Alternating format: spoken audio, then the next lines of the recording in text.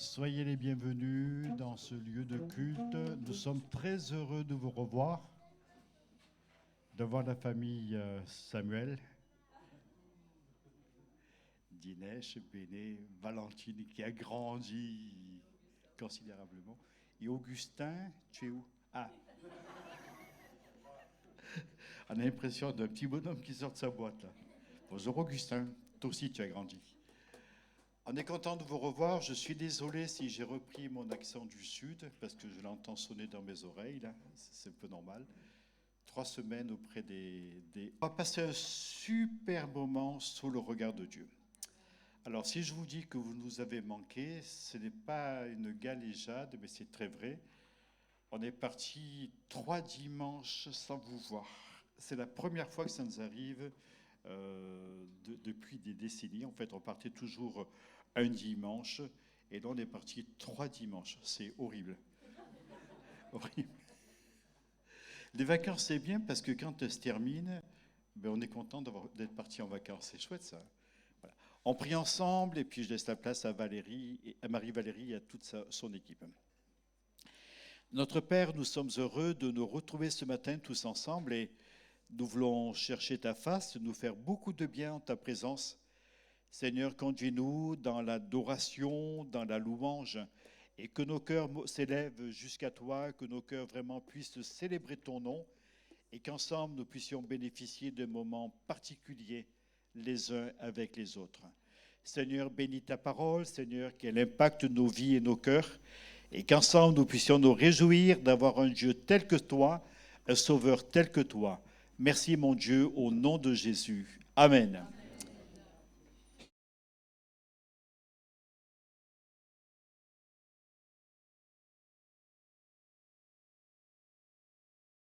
Bonjour à tous, nous allons célébrer le nom du Seigneur, célébrer le nom de Jésus tous ensemble. Amen.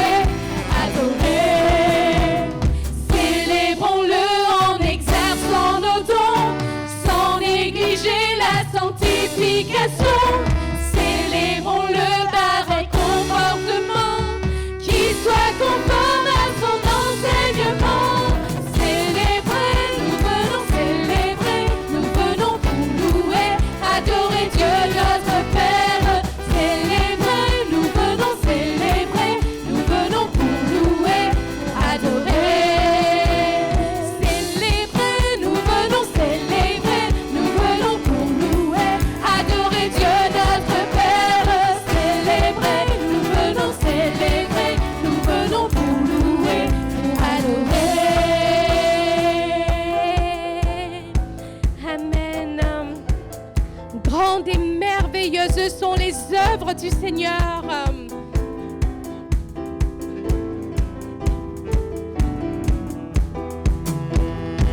Grandes et merveilleuses sont toutes tes œuvres, ô Seigneur, notre Dieu tout-puissant, juste et véritable dans toute ta volonté, toi le roi éternel, qui sur la terre et dans le ciel est semblable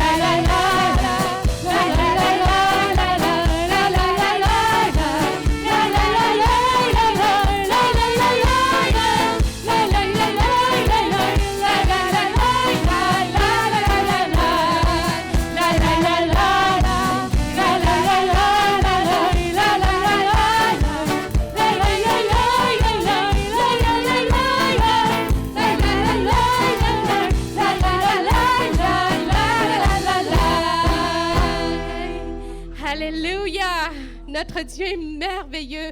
Et il est notre Dieu, il est notre Père, il est notre univers et nous pouvons le dire encore ce matin.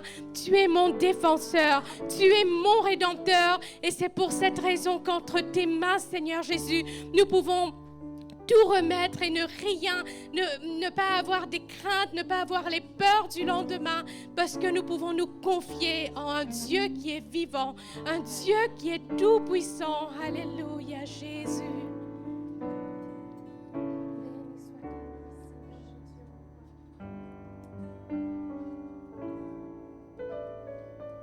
Au milieu de l'orage, je t'attendrai. Si l'angoisse fait rage, je resterai. Tu protèges mon âme, je suis gardée. Même au milieu des flammes, je te louerai. Tu es mon Dieu, mon Père, tu es mon univers. Je suis ancré dans ton amour, je chanterai toujours. Tu es mon défenseur, tu es mon rédempteur. Entre tes mains, tu tiens mes pas. Non, je ne crains pas. Jésus, tu es tout pour moi.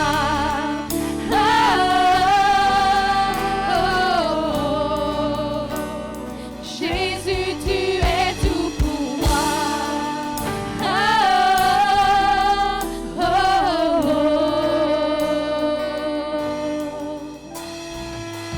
Lorsque tout devient sombre, quand je me perds, tu viens chasser les ombres par ta lumière. Quand je suis sans défense face au danger, si je subis l'offense, tu es ma paix. Tu es mon Dieu, mon Père, tu es mon univers.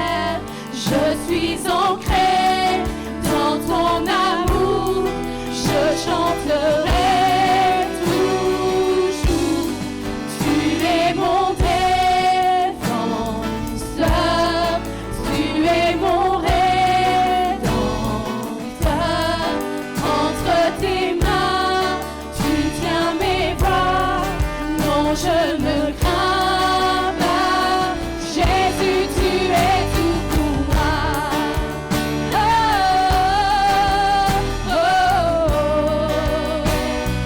Jésus, tu es tout pour moi.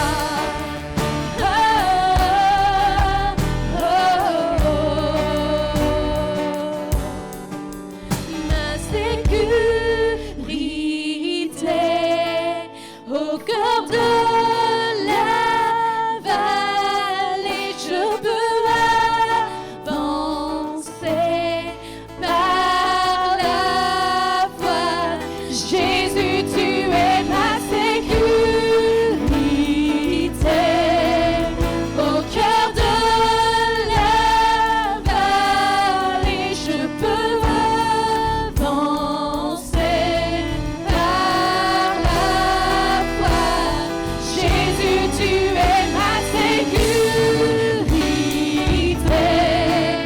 au cœur de la vallée, je peux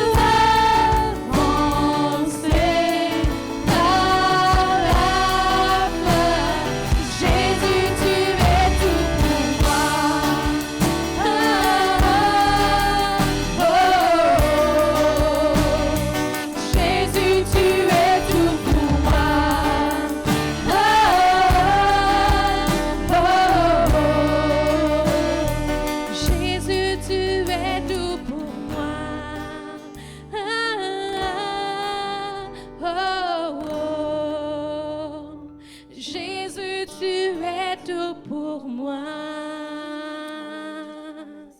Amen. Nous pouvons le déclarer. Jésus, tu es tout pour moi.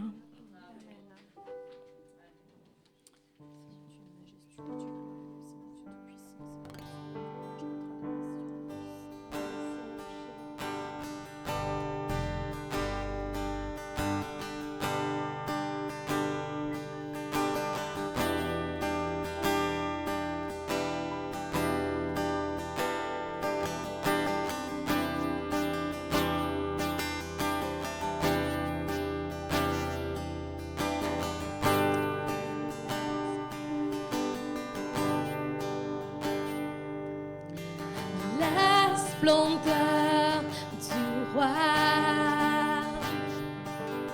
couvert de majesté, que la terre se réjouisse, que la terre se réjouisse, revêtu de lumière, il fait fuir les ténèbres. Elle tremble à sa voix, elle tremble à sa voix. Combien Dieu est grand, chantons tous combien Dieu est grand, et tous verront combien Dieu est grand.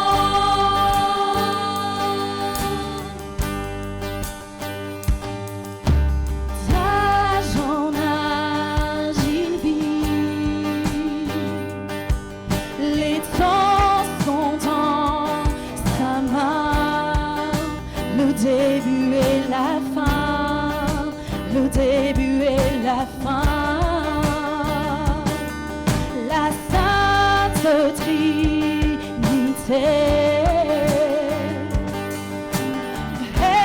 Esprit et Fils, le lion et l'agneau, le lion et l'agneau. Combien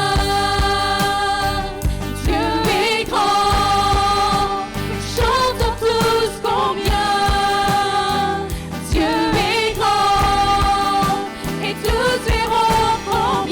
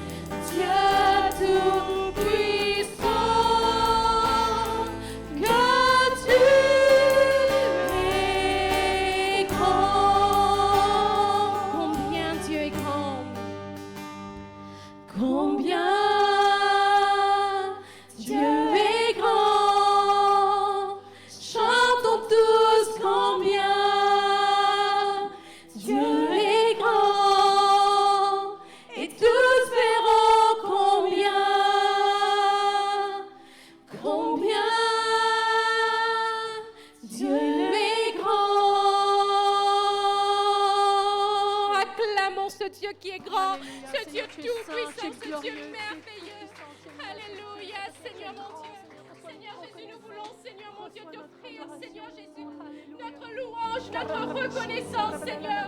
Parce que ce Dieu tout-puissant, ce Dieu qui est grand, ce Dieu qui est bon, est descendu jusqu'à nous pour nous donner la vie, pour nous donner la paix, pour nous libérer, Seigneur mon Dieu.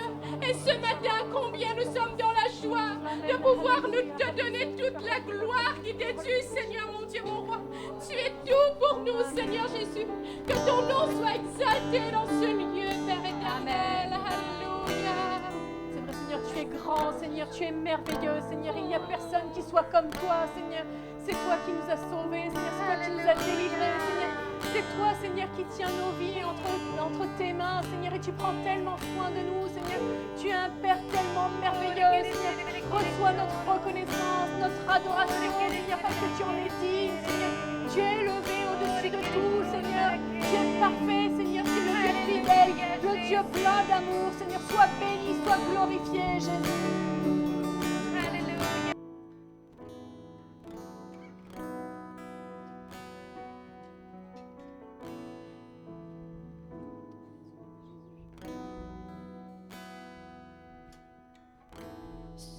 Seigneur, tu me cherches, tu me connais. Et si je t'oubliais, je sais que tu m'aimes. Ta sainte présence, elle m'environne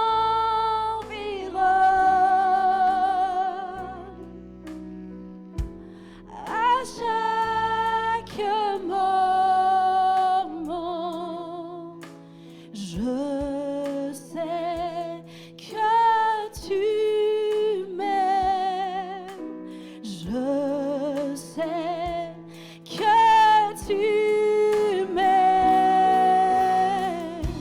À la croix, je me prosterne où ton sang coula pour moi. Aucun amour n'est plus grand. Tu as gagné sur la mort, ta gloire remplit les lieux très hauts. Rien ne peut nous séparer.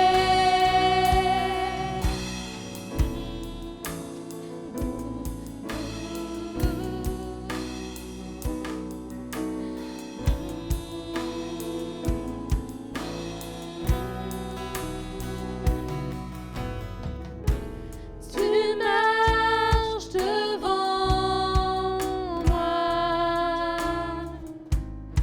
tu gardes mes pas, ta main me soutient. Je sais que tu m'aimes. Je sais que tu m'aimes. À la croix, je me prosterne où ton sang coula pour moi. Aucun amour n'est plus grand. Tu as gagné sur la mort, ta gloire remplit les lieux très hauts. Rien ne peut nous séparer. À la croix, je me prosterne où ton sang coula pour moi. Aucun amour n'est plus grand. Tu as gagné sur la mort, ta gloire remplit les lieux très hauts. Rien ne peut nous séparer. Tu déchires le voile, tu traces un chemin, car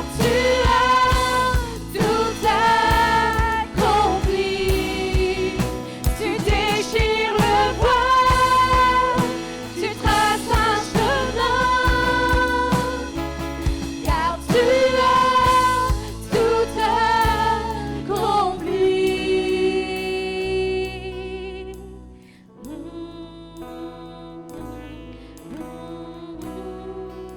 Tu as tout accompli.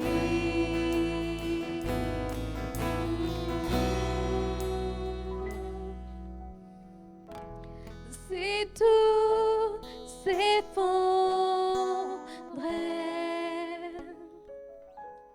devant mes yeux, tu resterais là. Je sais que tu m'aimes. Je sais que tu m'aimes. À la croix je me prosterne, où ton sang coula pour moi. Aucun amour n'est plus grand. Tu as gagné sur la mort, ta gloire remplit les lieux très hauts. Rien ne peut nous séparer.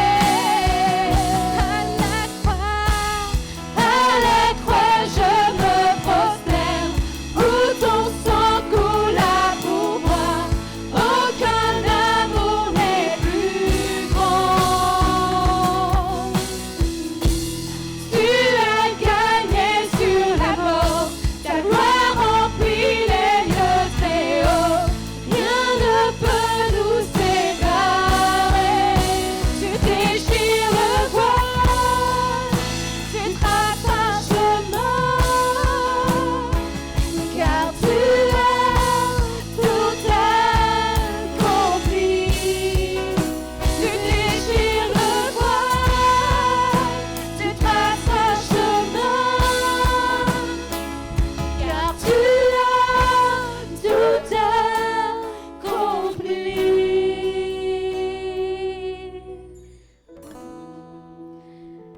Que ceux qui ont été désignés pour la Sainte Seine puissent s'approcher.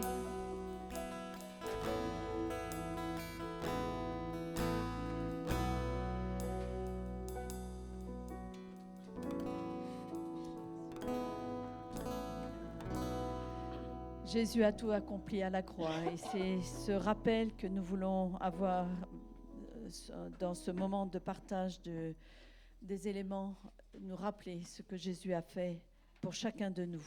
Merci Seigneur parce que tu es là, présent au milieu de nous et tu nous visites par ton Saint-Esprit. Seigneur, ces symboles que nous allons partager ensemble, ce pain et ce fruit de la vie, Seigneur, c'est toute ton humanité qui est venue jusqu'à nous, Seigneur, c'est ta divinité qui s'est incarnée simplement en tant qu'homme, Seigneur, et nous voulons nous rappeler de tout ce que tu as accompli sur cette terre. Mais nous voulons nous rappeler aussi qu'au travers de ta mort, tu nous as libérés de notre péché. Au travers de ta résurrection, tu nous as entraînés dans une vie nouvelle. Et ce matin, au travers de ce repas, nous voulons saisir cette vie nouvelle tout à nouveau, Jésus. Être renouvelés dans notre être intérieur, dans notre esprit, Seigneur. Saisir toutes les grâces qui sont en toi, Jésus, et qui nous permettent d'avancer jour après jour à ta suite et d'être conformes à la volonté de notre Père. Sois glorifié, Jésus, et sois béni pour ces éléments. Merci, Père. Amen. Amen. Alléluia. Si plusieurs d'entre vous veulent élever leur voix, faites-le simplement. Même si souvent c'est difficile, je veux donner gloire à l'Éternel.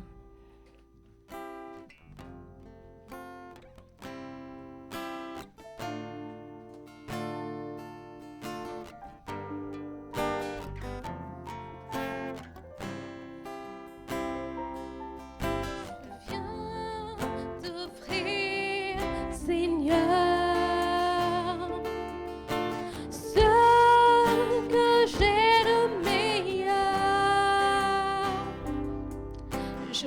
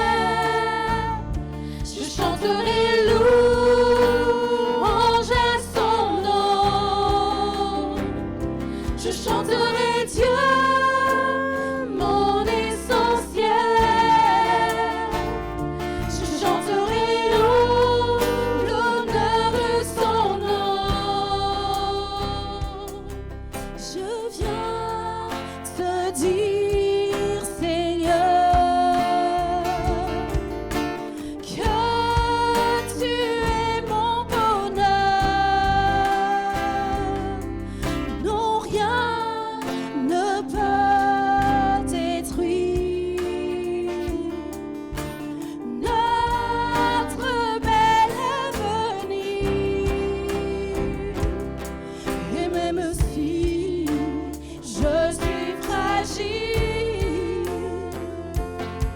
et même si c'est difficile, je chanterai gloire à l'Éternel. Je chanterai louange à son nom. Je chanterai Dieu, mon essentiel. Je chanterai en l'honneur de son nom. Je chanterai gloire, je chanterai gloire à l'Éternel. Je chanterai louange à son nom. Je chanterai Dieu, je chanterai Dieu, mon essentiel. Je chanterai en l'honneur de son nom. Toute ma vie, je redirai que tu as donné ta vie.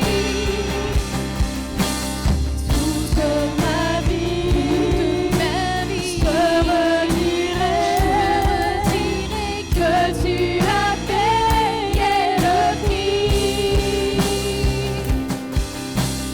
Toute ma vie, je redirai que je ne vis que pour lui. Je chanterai gloire à l'Éternel.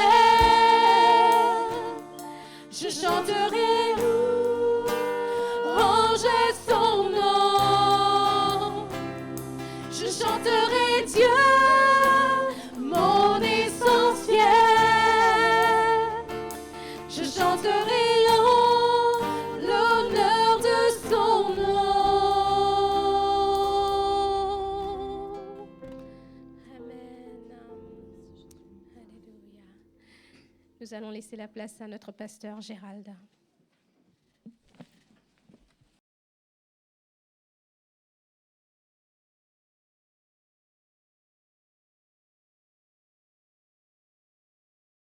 La prédication de l'Évangile, et vous parlez de la vocation de Matthieu.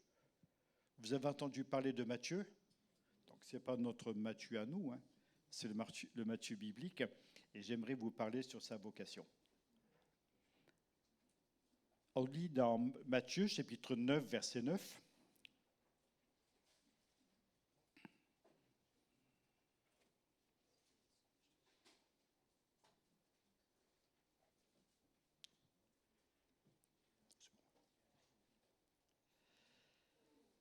Faites bien attention aux mots, ils sont tellement beaux, ils désignent une réalité tellement belle dans la vie d'un homme. Matthieu 9, 9, Jésus partit de là.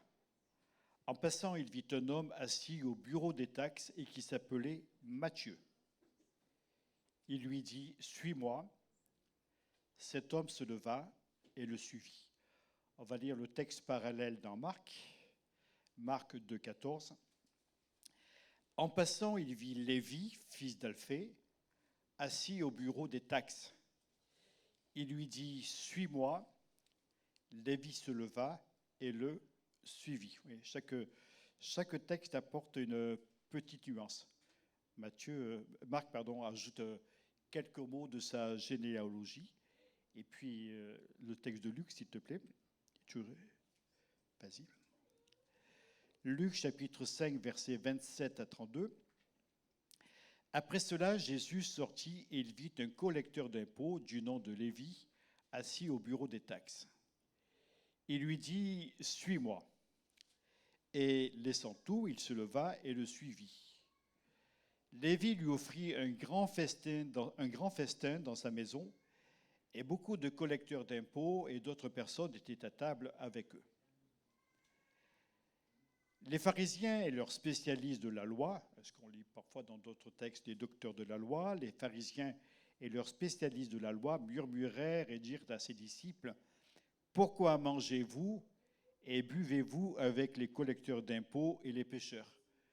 C'est étonnant d'ailleurs, hein, quand des gens murmurent, ils ne s'adressent jamais aux concernés, ils prennent toujours des chemins parallèles. Je trouve ça c'est particulier. Jésus prit la parole et leur dit, ce ne sont pas les gens en bonne santé qui ont besoin de médecins, mais ce sont les malades. Je ne suis pas venu appeler des justes, mais des pécheurs à changer d'attitude. Merci. Si vous étiez là jeudi soir et si vous avez eu le privilège d'écouter Pacom, il nous a parlé d'un autre collecteur d'impôts.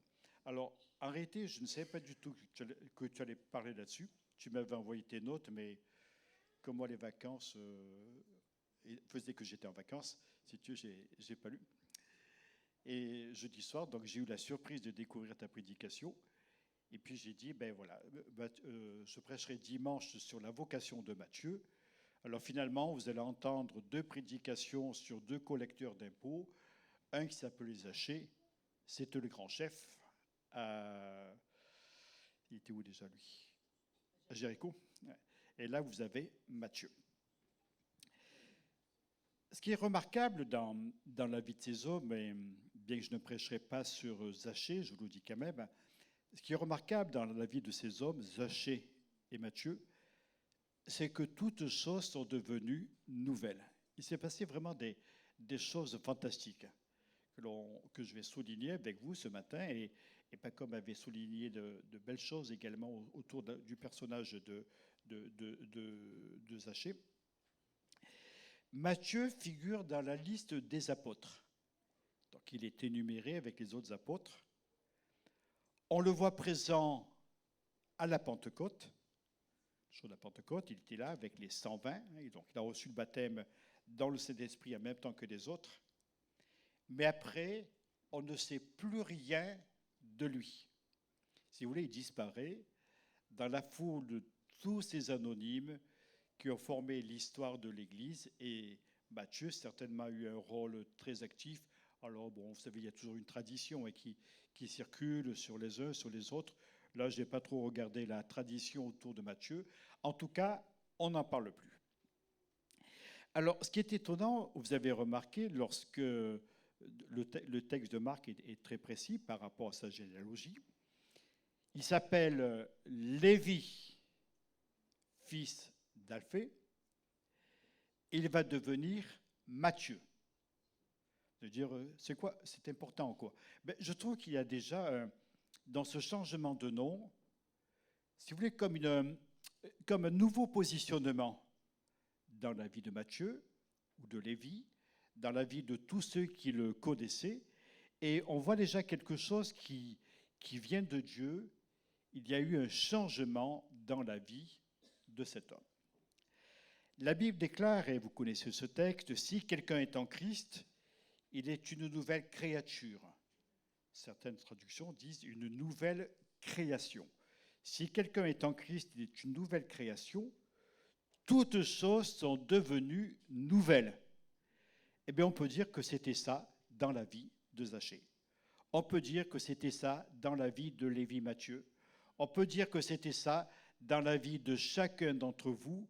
Et si vous aviez une glace, vous vous regarderiez et vous pourriez dire « Je suis devenu une nouvelle créature ».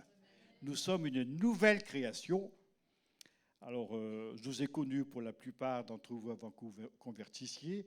D'autres sont arrivés convertis. J'ai baptisé pas mal de monde. J'ai vu des changements de vie. Et je peux dire de chacun d'entre vous, en tout cas ceux qui sont passés par mes mains au niveau de leur conversion, que vous êtes tous des personnes différentes. Vous avez changé. Et ce qui est bien, c'est que vous êtes encore mieux qu'au 1er janvier. Vous aviez pris des résolutions superbes. Je ne sais pas si vous en souvenez, en janvier, pour la prédication du Nouvel An, j'avais prêché sur persévérer. Vous vous en souvenez, hein? Vous avez tous dormi. Ne vous effrayez pas. Hein? En général, on garde 2 sortes de prédications dans notre tête. Soit celles qui étaient vraiment très bonnes, qui nous ont remués, nous ont mis par terre, soit celles qui étaient profondément indigestes. Alors celles-ci, on s'en souvient. D'ailleurs, quand j'étais à Gap, une dame est venue me voir et elle me dit « Oui, je me souviens, il y a quelques années, vous étiez venu faire une émission dans l'église. » Ah, j'ai dit « Oui, peut-être. » Oui, j'ai dit « Ouais, je me souviens de la mission. » Elle me dit « Vous aviez prêché et je m'en souviens encore. » Oh, je me dis « Punaise, qu'est-ce qu'elle va me dire ?» J'appréhendais un peu. J'ai dit « Alors, j'ai expliqué, vous savez, des fois, c'est... » Elle me dit « Non, non, c'était voilà, c'était très positif. » Ouf, j'ai respiré mieux, je me sentis beaucoup plus à l'aise et j'ai pu manger le midi. Alors, je vous ai parlé sur la persévérance et vous avez persévéré. Et ce qui est beau, c'est qu'au 31 décembre, vous aurez encore persévéré. Et non seulement cela, mais en plus, vous avez tous énormément changé en bien. Il y a un progrès, une amélioration, des choses nouvelles qui se sont faites pour vous dans vos vies, des choses merveilleuses. Parfois, c'était au prix de grosses difficultés, mais ce qui est certain, c'est que nous sommes de nouvelles créatures, une nouvelle création, et si les choses anciennes sont passées, toutes choses sont devenues nouvelles. Ça s'est fait pour Matthieu, pour Zachée, ça s'est fait pour vous. Amen. Amen. Alors, on va suivre le processus de cette rencontre avec Jésus. Et en voyant ce qui s'est passé, on se rend compte que l'œuvre de Dieu a fait des choses merveilleuses dans la vie de Matthieu. Et je dirais qu'on peut faire comme le contour d'une réelle conversion. Voilà des choses qui sont là, des abandons de certaines choses, des prises de position, etc. Donc on va explorer tout cela ensemble. Alors, la première chose que j'ai soulignée, c'est qu'il y a eu un changement de position. Comment était-il quand Jésus l'a rencontré? Assis. Jésus voit un homme assis. Alors, vous êtes assis ce matin, vous êtes bien installé, ça va? Vous n'êtes pas trop chaud, pas trop froid? Vous êtes heureux? Je continue. Cette position physique peut parfois représenter des réalités morales et spirituelles. Parfois, quelque chose va nous décourager. Ah, il faut que je m'assoie. Si vous voulez, il y a comme si on s'écroulait. Je me suis retrouvé dans cette situation complètement assis. J'étais très mal. Être assis peut parfois être traduit et compris dans des directions autres. Par exemple, avoir cessé de lutter. Allez, j'en peux plus, j'arrête. J'arrête de me battre, j'arrête de lutter, j'arrête de chercher à comprendre. Et voilà, je m'abandonne dans cette situation de souffrance et de malheur. Vous avez déjà été tenté de cela? On l'est tous tentés.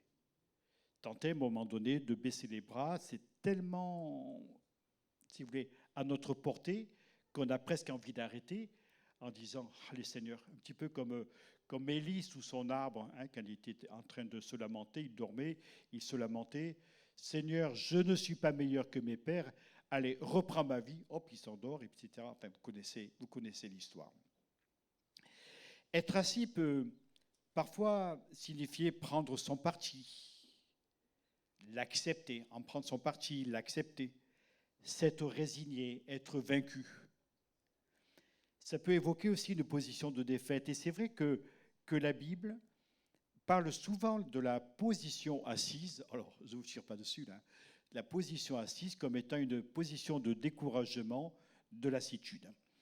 Par exemple, dans Matthieu chapitre 4, verset 16, il est écrit ceci, ça vient du prophète Ésaïe, « Le peuple assis dans les ténèbres et dans la région de l'ombre de la mort a vu une grande lumière qui s'est levée sur lui. » Vous avez vu ce contraste?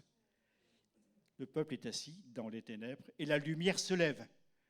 J'imagine tout le côté dynamisant qu'il y a pour ces personnes qui sont là.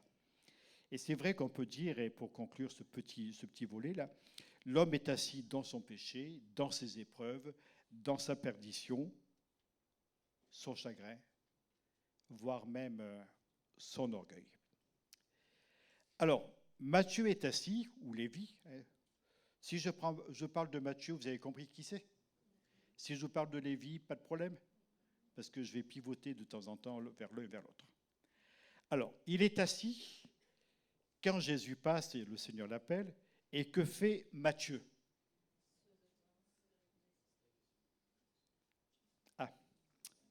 Alors, on va relire Luc chapitre 5, vous l'avez toujours sous les yeux.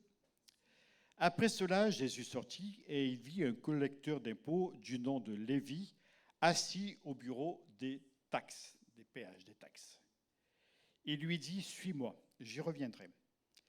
Et laissant tout, j'y reviendrai. Il se leva et le suivit. Il est assis et là il se... Allez, un peu de courage. Vous y êtes. Vous y êtes. Alors, je la recommence ici. Il est assis et... Ouais, merci. Merci Simon. Il se lève. On a l'impression un petit peu qu'il s'est passé quelque chose.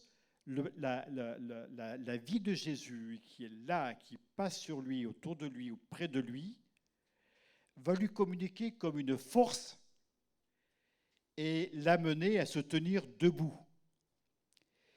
Il a triomphé de ce qui le tenait, maintenant assis, et il se lève pour suivre Jésus. Ça me rappelle un homme qui était parti dans un pays lointain après avoir fait la razzia des biens de son père. « Mon père, donne-moi la part de biens qui me revient. » Le père l'a laissé partir. Le garçon a tout dilapidé. Et à un moment donné, après avoir mangé la nourriture des cochons, avoir tout perdu ce qu'il avait, alors qu'il est assis dans son fonctionnement, il a réfléchi. Peut-être d'ailleurs que la position assise, parfois, peut nous aider à réfléchir.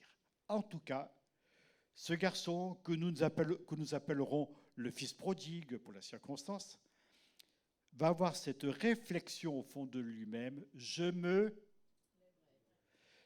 lèverai et j'irai vers mon Père. Et vous savez quoi?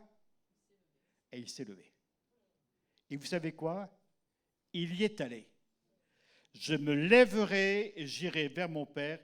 Et il se leva et il alla vers son Père.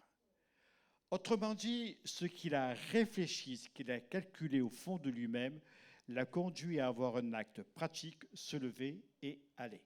Et pour Matthieu, Lévi, c'est pareil. Il était assis, il entend la parole, il se lève et il va. Alors, il est intéressant de voir ce que Jésus lui a dit. Jésus lui dit, « Suis-moi ». Alors, vous allez me dire, « Mais Gérald, ce matin, tu nous prêches des vérités de la palisse. » C'est vrai. Vous savez pourquoi on appelait monsieur de la palisse monsieur de la palisse? Je vous l'expliquerai un jour, si vous voulez, si vous êtes sage. Tout simple, oh, c'est tout bête. En fait, c'était un vaillant soldat et qui faisait constamment des jeux de mots. C'était vraiment un très, très bon militaire. Et il est mort en héros sur un champ de bataille à l'époque lointaine. Et on disait de lui, un quart d'heure avant de mourir, il vivait encore. Mais c'est profond, hein, c'est une vérité de la palisse extrêmement profonde. Avant de mourir, il vivait encore. Voilà, c'est comme ça. Alors Jésus lui dit, suis-moi. Donc il ne peut pas rester assis, il est obligé de se lever et il va suivre Jésus. L'appel du Seigneur contient la communication d'une puissance qui permet d'obéir à l'ordre reçu. Je vous la redis, celle-là. Écoutez-la, vous la marquerez peut-être un jour comme épitaphe sur la tombe d'Hélène. L'appel du Seigneur contient la communication de puissance qui permet d'obéir à l'ordre reçu. L'appel du Seigneur contient la communication de puissance qui permet d'obéir à l'ordre reçu. Et cet appel de Dieu, que Matthieu va saisir, va recevoir, va lui communiquer quelque chose de particulier. Il se lève, il laisse tout tomber et il suit Jésus. En demandant à Matthieu de se mettre debout, plutôt de le suivre, Jésus lui donne la capacité de se mettre debout. En ordonnant au paralytique de se lever, Jésus lui communique le pouvoir de le faire. Je la redis celle-là. En ordonnant au paralytique de se lever, Jésus lui communique le pouvoir de le faire.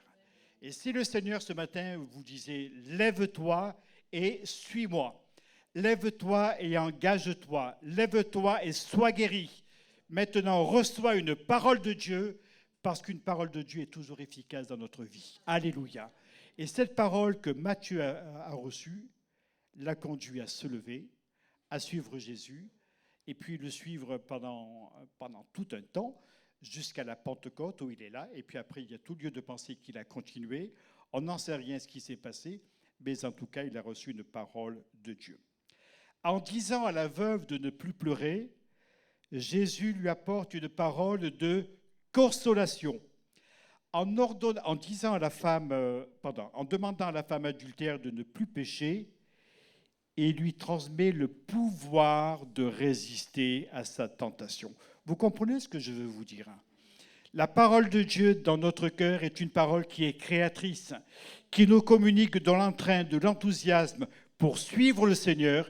Et nous avons besoin d'une telle parole. Alléluia. Et moi, j'ai envie de louer le Seigneur en sachant cela. Parce que la parole de Dieu est puissante et efficace. Elle est plus tranchante qu'une épée quelconque à double tranchant, capable de séparer nos sentiments, les sentiments charnels, les sentiments spirituels. Et cette parole que Matthieu va recevoir va lui communiquer quelque chose de fort. La vocation spirituelle vient d'un appel de Dieu. Le mot vocation a pour origine un mot latin qui signifie la voix, parler, la voix qui est communiquée. Donc la vocation spirituelle vient d'un appel de Dieu qui communique plus qu'un ordre, mais une capacité, une force, une autorité. Et quand Jésus donne un ordre dans notre vie, nous saisissons cet ordre, non pas pour obéir, mais comme plutôt un revêtement de puissance. Quelque chose qui nous est communiqué, quelque chose qui va nous enthousiasmer, nous relever, nous faire du bien. Et moi, ce matin, je veux recevoir une parole qui me fait du bien. Et j'ai envie de dire, Seigneur, ordonne-nous de te suivre. Seigneur, prononce une parole dans notre vie qui sera une parole de guérison, une parole de bénédiction, une parole de consolation, une force particulière dont nous avons besoin. Alléluia, amen. Moi, je crois à une telle parole. Et cette parole, je la recevrai aussi encore aujourd'hui dans ma vie. Ça va se transformer en pouvoir pour nous de devenir des enfants de Dieu. À ceux qui l'ont reçu, ceux qui ont reçu la parole. À ceux qui l'ont reçu, il a donné le pouvoir de devenir des enfants de Dieu. C'est la force de triompher à l'esclavage du péché. Oui, mais c'est plus fort que moi, je n'arrive pas à m'en sortir, c'est pas moi, c'est le diable, etc. Non, non, non, non. C'est chacun de nous qui prenons position au nom de Jésus. Ne vous abritez pas sur la crainte que le diable va vous faire du mal. Ne vous abritez pas en vous disant, ben voilà, c'est plus fort que moi. Non. Nous avons la capacité de pécher, nous avons la capacité aussi de recevoir la grâce de Dieu, la bénédiction et la liberté. Amen. Devant moi, j'ai des gens libres. Ah ouais. Si vous êtes libre, levez un petit peu la main que je vous observe. Ah ouais, c'est toujours les mêmes. Hein? Wow. Tu sais, on les a confiés au bon soin de Cédric et de Pacom, et puis de mesdames.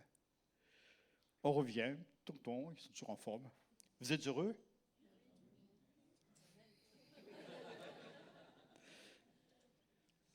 Amen. Alors, il y a eu déjà un changement je reviens, de position. Assis, debout. J'aimerais vous parler, dans sa vie, dans la vie de Matthieu, deuxième pensée, un changement de communion.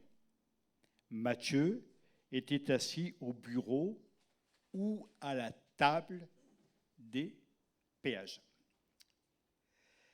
En fait, quand Jésus rencontre Lévi, Matthieu, il est simplement un poste de douane des publicains. L'Empire romain avait une très très bonne politique qui était de conserver les fonctionnements des pays conquis. Donc vous pouvez garder vos dieux, etc., etc. vos fonctionnements, votre culture. Simplement, nous instaurons un système fiscal qui sera dans l'ensemble de l'Empire. Et voilà, chaque pays était racketté, si vous voulez, un petit peu comme l'Allemagne, enfin, pardon, comme l'Allemagne a pu le faire lorsqu'il y a eu la guerre 39-45, comme les puissances qui s'étaient levées contre l'Allemagne dans les années 14-18, vous aviez l'Angleterre, la France, la Belgique, un autre pays, je ne sais plus lequel, qui avait mis à sac l'Allemagne, et ce qui a permis malheureusement à Hitler de réapparaître. Mais si vous voulez, il y avait toujours ce souci de soumettre les vaincus à une fiscalité, des pressions fiscales très, très fortes. Et là, c'est ce qui se passait. Ce qui fait que ceux qui collectaient l'impôt, ils étaient quand même, il faut le dire, mal vus. Et quand on parlait d'un collecteur d'impôts, c'était un vendu, c'était un traître, c'était un voleur qui piquait l'argent qu'on lui donnait, qui détournait. Ils avaient une très, très mauvaise réputation et c'était assez angoissant pour eux de faire ce métier. Le comptoir où l'argent est géré est parfois appelé une table. Une table. Et dans la Bible, la table est l'emblème d'une communion. Vous pensez certainement à un texte qui vient des psaumes. Le psaume 23, « L'Éternel est mon berger, je ne manquerai de rien. Tu dresses en face de mes adversaires une table. » La table de la communion. L'homme se nourrit de ce qu'il y a sur la table. Vous êtes d'accord? Quand vous avez une table dressée, vous allez manger la nourriture qui est sur la table. Sur la table de Lévi, il y avait quoi? De l'argent. Donc s'il mangeait, si je puis dire, de ce pain-là, donc il mangeait de l'argent. Il était en communion avec l'argent. Rappelez-vous un conseil que nous laisse Jésus dans le sermon sur la montagne. Vous ne pouvez servir Dieu et Mammon. Alors pour vous, que servait Matthieu lorsqu'il était à sa table? Mammon, le dieu de l'argent. Par appât du gain, il n'avait pas hésité à se mettre à la solde des Romains et d'Hérode pour devenir leur collecteur d'impôts, tout en prélevant sa part du bénéfice. Jésus nous ordonne de ne pas être en communion avec Mammon, et Mammon se cache derrière le culte et l'amour de l'argent. Lui rendre un culte, comme pouvait le faire Lévi, Matthieu, c'est plus ou moins de l'idolâtrie. Et curieusement, dans l'Antiquité, si vous voulez, l'Antiquité, notamment en Europe, vous aviez Bacchus, qui était le dieu du vin. Donc on allait prononcer des libations à Bacchus, c'est-à-dire qu'on allait se saouler. Vous aviez Jupiter, on n'en parle pas, c'était le dieu des dieux.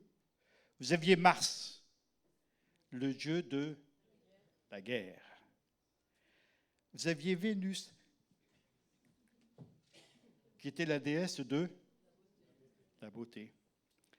Et puis vous aviez Aphrodite, qui était son pendant, qui était chez les Grecs. Vénus, elle était chez les Romains. Et curieusement, on peut dire qu'à notre époque, Bacchus domine toujours, car l'alcool est plus fort qu'une personne. Ce n'est pas Dieu qui règne dans sa vie, c'est l'alcool, c'est Bacchus. Quand vous avez un tempérament agressif, violent, arrogant, tout ce que vous voulez, orgueilleux, vous ressemblerez peut-être un petit peu à Mars. Ça ne veut pas dire que vous êtes né au mois de Mars. Je préserve la corporation.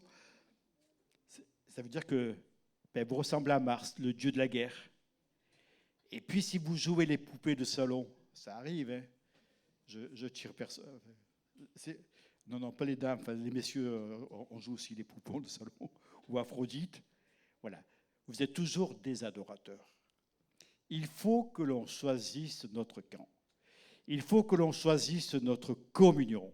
Il faut qu'on se positionne devant Dieu. Et quand on est positionné devant Dieu, alors on le sert et on marche à sa gloire.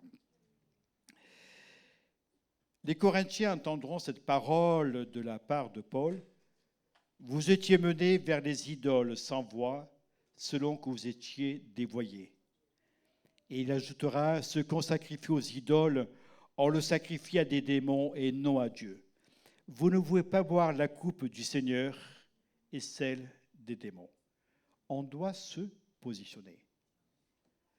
La vie chrétienne est un positionnement qui est constant. Si vous êtes tributaire de votre caractère, de vos craintes, de vos maladies, de votre fonctionnement, en réalité, votre Dieu va s'appeler crainte, il va s'appeler maladie, il va s'appeler fonctionnement. Mais notre Dieu à nous, il est dans le ciel. Alléluia. Notre Dieu à nous, c'est notre Père qui est dans le ciel, au nom du Seigneur Jésus. Et c'est lui que nous voulons suivre et que nous voulons honorer. Et puis, à un moment donné, d'ailleurs, il nous est dit que Jésus était à table dans la maison de Lévi. Suite à la réponse de son appel, Lévi va suivre le Seigneur et il va l'inviter à manger. C'était beau à l'époque. Hein? Tu rencontrais Jésus, toc, tu l'invites à ta table. Maintenant, c'est un peu plus compliqué, mais tu peux toujours d'ailleurs l'inviter à ta table. Et je te conseille même, quand tu vas manger, même si tu es seul avec ta femme, c'est ce que nous on fait tous les jours avec Hélène, alors ça tourne, hein? Un le midi, l'autre le soir, puis des fois un le soir et l'autre le midi. Oui, ça, c'est beau, hein, comme ça. Tu sais pourquoi on fait ça? D'abord, on le faisait avec nos enfants, donc du coup, on continue. Et en plus, ça nous permet de nous souvenir que toutes choses viennent de Dieu. Même la nourriture que nous prenons le midi. Ouais, mais enfin, tu gagnes ta vie, tu as de l'argent, on a de l'argent, tous, on ne meurt pas de faim. Oui. Mais se souvenir que c'est le Seigneur qui pourvoit à nos besoins, à mon avis, c'est une bonne habitude. En tout cas, ce changement dans la vie de Matthieu va manifester une nouvelle communion. Il a avec lui ses collègues. Alors, il connaît qui? Des publicains, des gens qui peut-être n'ont pas une vie morale très exemplaire. Vous savez, l'argent ne conduit pas toujours vers le bien, malheureusement. Et Lévi est maintenant en communion avec le Seigneur et il a la plus belle définition de ce qu'est le salut chez un chrétien. Jean nous dira ceci, si nous marchons dans la lumière, nous sommes mutuellement en communion et le sang de Jésus nous purifie de tout péché. Il est certainement qu'il y a non seulement une nouvelle table qui est dressée pour celui qui suit Jésus, mais il y a aussi de nouvelles nourritures, une nourriture abondante, la nourriture de sa bénédiction. Et ce matin, quand on a pris la scène, le pain et le vin, ou le fruit de la vigne, ce sont les symboles de la communion avec le Seigneur. Ça va, vous suivez? Un changement de situation, un changement de communion. Allez, j'en arrive à un troisième. Est-ce que vous sentez frais? Est-ce que vous voulez chanter quelque chose? Ça vous dit? Allez, on va faire déplacer l'orchestre. Tu peux faire un petit break là, parce que ça, les jeunes d'église disaient pub. Lisez le Pentecôte. Alors, il y a maintenant une troisième chose, un changement de destinée. Changement de situation, changement de communion, changement de destinée. Il était le fils d'Alphée. Alors, vous ne le savez pas, parce que, est-ce que quelqu'un s'appelle Alphée dans la salle? Non. En fait, ce nom signifie éphémère. Ouais, le fils de ce qui est éphémère. C'est léger quand même, hein? Le fils de celui qui est éphémère. C'est le caractère de ce qui est passager et qui n'est pas durable du tout.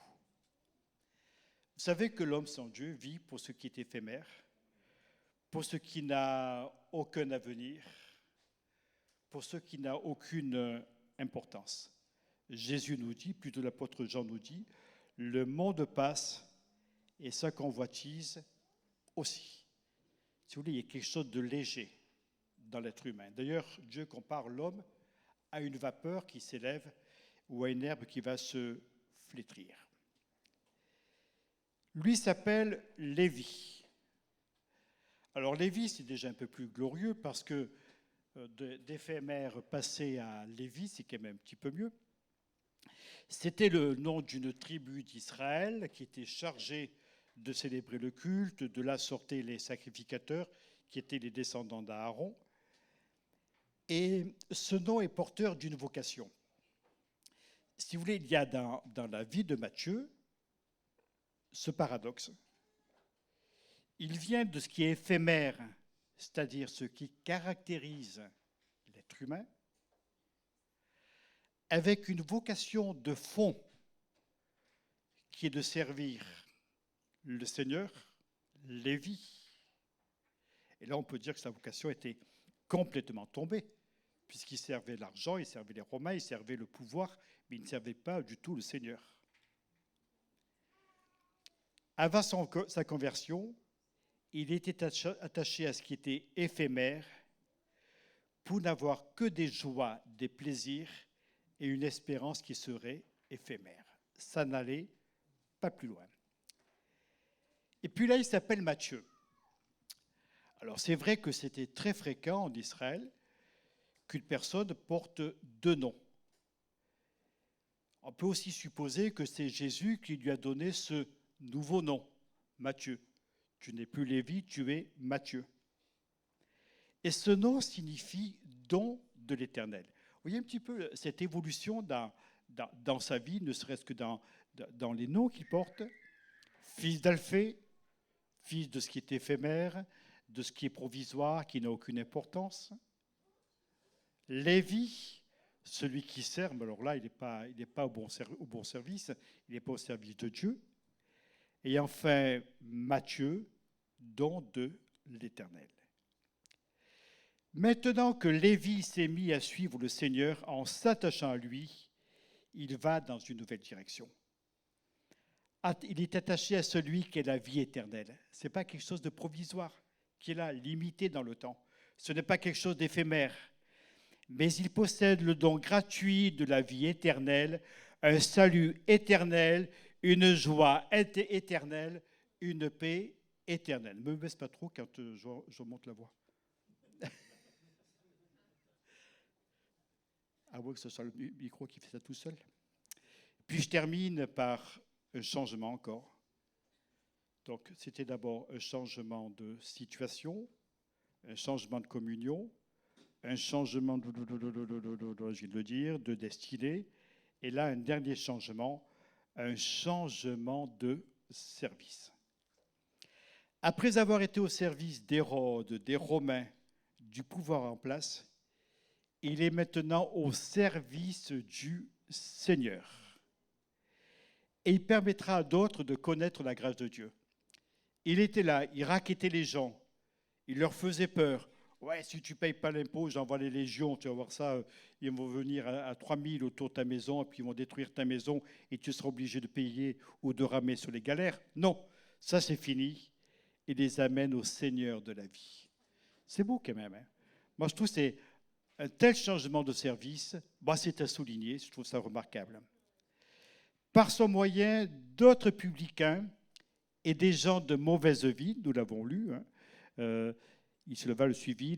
Lévi offrit un grand festin dans sa maison, et beaucoup de collecteurs d'impôts et d'autres personnes étaient à table avec lui, au point que les pharisiens, les religieux ont murmuré. Quand on s'attache au Seigneur, merci de fermer la fenêtre, quand on s'attache au Seigneur, en général, on a à cœur de parler des choses de Dieu. Alors parfois, on se fait un petit peu ramasser. Voilà, j'ai rencontré Jésus, il vient pour te sauver, etc. etc. Oh, on t'écoutera là-dessus une prochaine fois.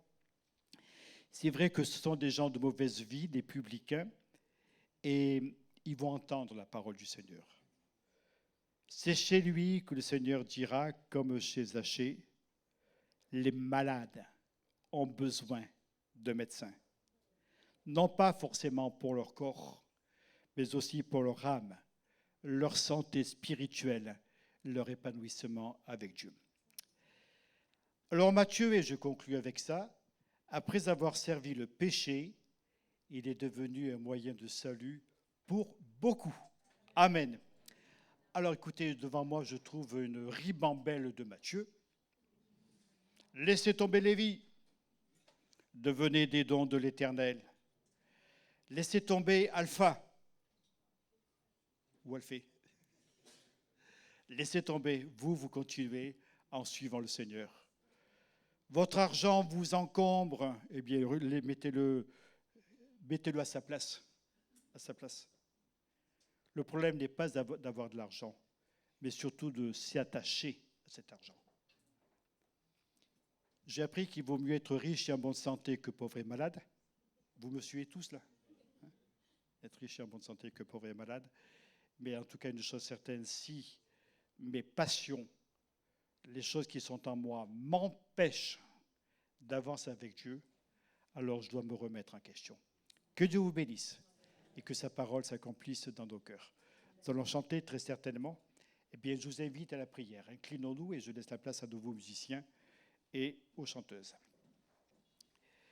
Quel privilège, Seigneur, nous avons d'avoir ta parole et de voir dans la vie d'autres hommes, d'autres femmes, Seigneur, un changement de destinée, des changements de situation, des changements de communion. Seigneur, merci parce que tu nous donnes de nouvelles motivations, de nouvelles orientations.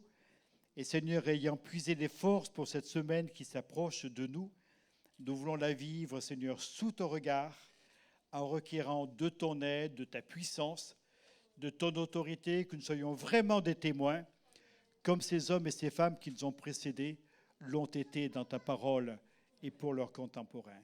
Béni sois-tu, notre Père, pour notre vie d'Église, et nous voulons la vivre passionnément avec toi. Amen. Amen.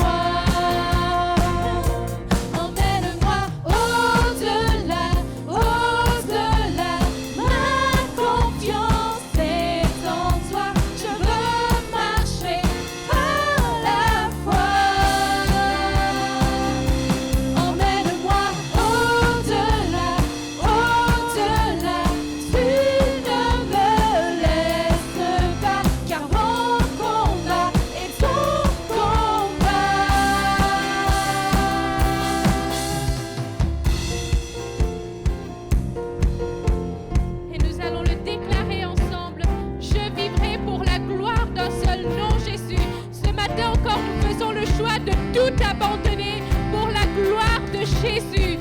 Je vivrai pour la gloire d'un seul nom, Jésus. À jamais, ma victoire porte un nom, Jésus. Je